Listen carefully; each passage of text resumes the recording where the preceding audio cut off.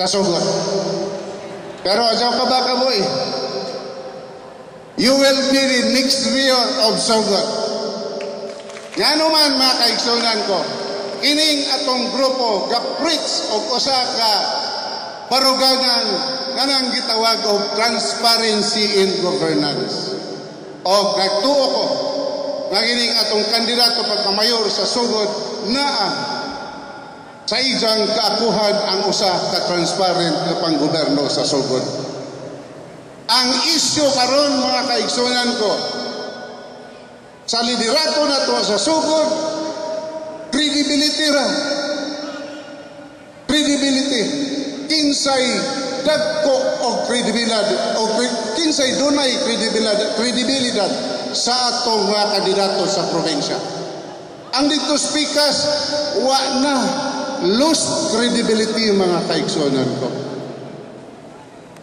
O ang opportunities na atong gihatag nila, we have squandered the opportunities that we have given them several times in the past.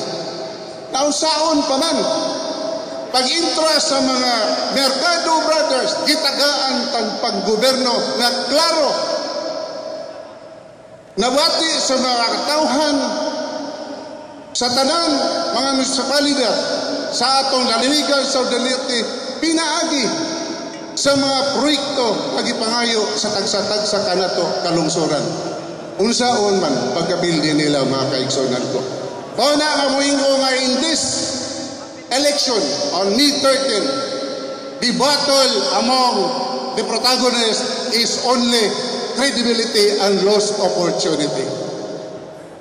Mga kaigsunan, o kami dito sa Pacific area sa Panaon Island, maningkamot nga ang liderato sa duha ka magsuon nga merkado among amumahan, among suportahan, way katarungan gazod na kaigsunan ko nga dinhi sa masin, dili na buhaton sa mga masinhon kay akong nakita sa akong pagsuroy-suroy dito sa kabukiran sa masin nga ang tanang mga tao sa maasin mura o Ginoo gazod ang ilang pagtagad sa duha ka magsuon. Ining hapunan